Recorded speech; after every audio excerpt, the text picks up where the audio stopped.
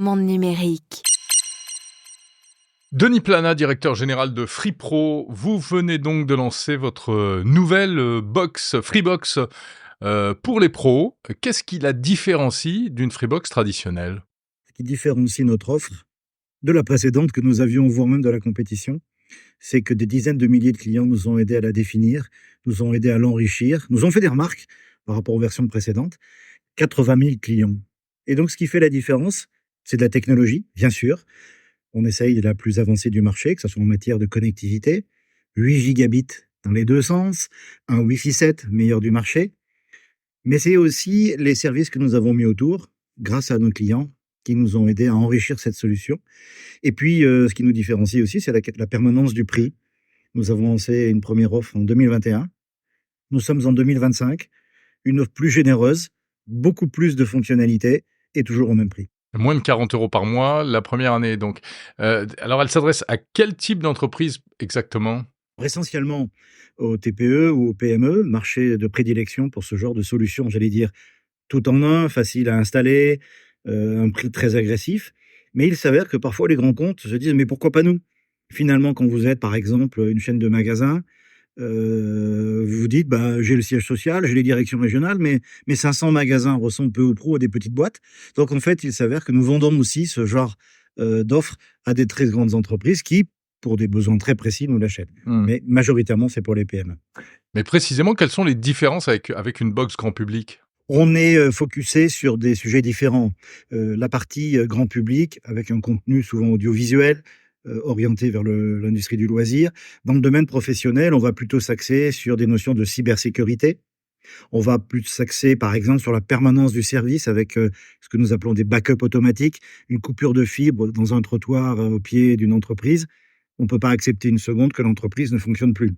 Et dans ce cas-là, donc il se passe quoi? Ça bascule automatiquement sur un lien de secours qui est un lien mobile qui permet, d'une manière complètement transparente pour l'entreprise, de continuer à travailler en ayant finalement changé de support de communication. Lorsque la fibre est réparée, automatiquement de nouveau, sans s'en rendre compte, on rebascule sur le lien nominal. Donc c'est la 4G qui prend le relais? C'est la 4G qui prend le relais et ça, c'est typique d'un besoin tout à fait entreprise. Un autre besoin, par exemple, c'est la capacité à accueillir des invités au sein d'une entreprise, ça peut être un magasin aussi, hein, en offrant des connectivités Wi-Fi. Certainement pas le Wi-Fi de l'entreprise en question pour des raisons de protection des données. Donc d'avoir un Wi-Fi invité, facile à mettre en œuvre, dédié à ceux qui ne sont que de passage et à qui on veut donner simplement des possibilités de connexion, voilà un usage qui se trouve, j'allais dire, tout à fait classique en entreprise, qu'on n'a pas forcément dans le domaine du grand public. Mmh. Vous l'avez évoqué, la cybersécurité, c'est super important aujourd'hui. Qu'est-ce qu'une box peut apporter? Qu'est-ce que la vôtre apporte en matière de cybersécurité? Nous avons fait un constat. Il y a 2 ans, on a acheté une entreprise de spécialité du domaine et j'avais pris un engagement déjà de dire que notre responsabilité, notre mission sur le marché, c'est de sécuriser 100% de nos clients. Je dis bien 100%.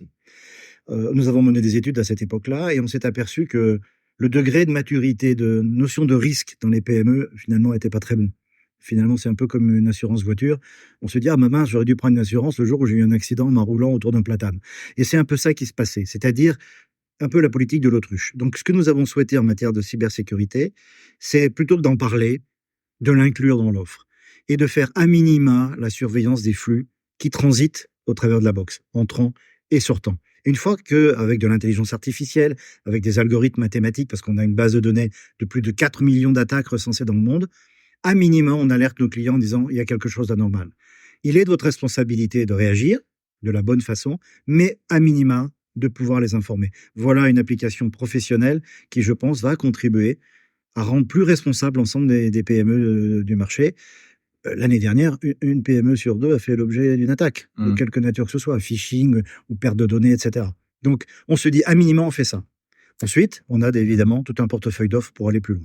Mmh. À minima, c'est bien d'être prévenu, mais ça ne suffit pas. Donc ensuite, il se passe quoi? Oui, mais quand on est informé, comme dit l'expression, une entreprise informée en vaut deux, Mmh. on peut plus facilement rentrer en dialogue avec un fournisseur qui peut analyser plus en détail et proposer des solutions adaptées.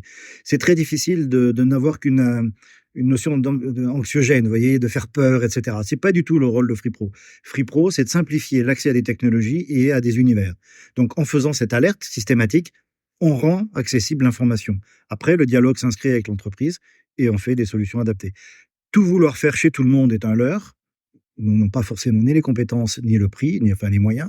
Donc c'est pas ça. Il faut adapter la réponse à l'entreprise concernée. Si vous êtes un laboratoire pharmaceutique, même une petite boîte qui travaille dans l'immunologie du cancer, vous pouvez avoir des données largement plus sensibles qu'une charcuterie qui est spécialisée dans le saucisson en Auvergne. Je suis auvergnat, j'adore le saucisson auvergnat. Mais vous voyez le degré de dangerosité ou même, comment dirais-je, d'attaque est potentiellement différent. Donc les solutions ne doivent pas être les mêmes. Alors vous parlez de backup, donc de sauvegarde des données de l'entreprise. Quel est le niveau de confidentialité pour ces sauvegardes? Alors ça, c'est quelque chose qui existe déjà depuis des années. Ça a été plébiscité de la part de nos clients. Je rappelle rapidement le principe. Le client choisit les données qu'il souhaite sauvegarder dans la box. Il peut y mettre d'ailleurs un deuxième disque dur qui permet de faire en miroir un stockage en cas de défaillance technique d'un élément ou d'un autre. Et à sa convenance, peut envoyer les données dans le cloud, dans le nuage, pour le faire sauvegarder par FreePro. Et en plus, c'est généralement sur 3 data centers géographiquement différents. D'accord. Donc le degré de confidentialité, c'est lui qui le choisit, c'est-à-dire qu'il considère ces données, comme vitales, donc devant être sauvegardées, et ensuite devant être protégées. J'ajoute, et c'est plutôt pour les grandes entreprises, nous sommes engagés dans un processus de certification SecNumCloud, qui est le plus haut degré de certification qu'on peut obtenir via l'ANSSI, et donc on peut imaginer, y compris pour les PME, de rentrer dans cette logique de protection maximale. Et ça sauvegarde quoi, en fait? C'est ce qu'il y a sur les disques durs des utilisateurs? Ça sauvegarde les données que le client lui-même a décidé comme vitales. Donc, mettons-nous à la place d'un chef d'entreprise. Il peut considérer que ses brevets, la base de ses clients, par exemple, ou les bulletins de salaire de ses employés, est une information absolument essentielle qu'on ne doit en aucun cas perdre, et donc en assure un backup sur la boîte ou éventuellement dans le nuage. À l'inverse, il peut considérer que des mails ou des articles de presse qu'il aurait collectés éventuellement sont moins importants. Voilà, donc c'est vraiment à la main du client. Ouais. Alors il y a eu beaucoup d'attaques ces derniers mois, ces dernières années. Free même, enfin la branche grand public en a été victime. Ça passe toujours par des tiers, par des sous-traitants qui sont moins bien protégés, etc. Quand on s'adresse aux entreprises, comment est-ce qu'on prend en compte ce risque-là? C'est une chose qui vous préoccupe particulièrement? Alors évidemment, je pense que notre rôle, notre mission, en quelque sorte, nous qui sommes dans la branche entreprise, c'est de sensibiliser à outrance les clients, ne pas attendre que l'accident de la route arrive pour prendre une police d'assurance déjà. Donc oui, ça nous inquiète au sens où il y a c'est un facteur qui est grandissant. C'est-à-dire que là où on recensait quelques centaines d'attaques, puis quelques milliers, maintenant c'est des millions tous les jours. Donc oui, c'est inquiétant.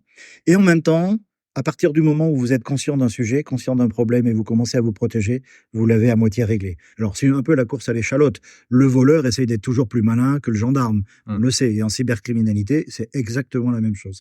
Mais il me semble qu'à partir du moment où on est conscient d'un phénomène et qu'on prend des précautions, on est moins faillible que si on fait la politique de l'autruche. Donc oui, ça m'inquiète parce que ça va devenir un lieu commun. Et finalement, comme ça va devenir un lieu commun, on va adopter des comportements plus responsables. Comment est-ce que vous faites appel à l'intelligence artificielle? Certains de vos concurrents vont très loin en proposant des chatbots conversationnels, des outils de supervision des pannes, etc. De votre côté, quelles sont les briques d'IA que vous utilisez? Alors nous le faisons, vous ne pouvez pas d'une manière aussi aisée avoir une base de données de 4 millions d'attaques, une base de données qui ne cesse de grandir sans avoir des algorithmes mathématiques permettant d'analyser ces flux et de vous faire l'alerte en question. Donc nous l'utilisons déjà pour nous-mêmes. Ensuite, nous avons développé des plateformes, généralement pour des entreprises d'un peu plus grosse taille, des ETI ou des grands comptes, qui permet de tester, notamment en matière de relations clients, en matière d'analyse de brevets, de voir qu'est-ce qui se passe dans le monde et est-ce qu'on peut gagner du temps et de l'efficacité, donc de l'efficience. Donc nous avons ce genre de plateforme.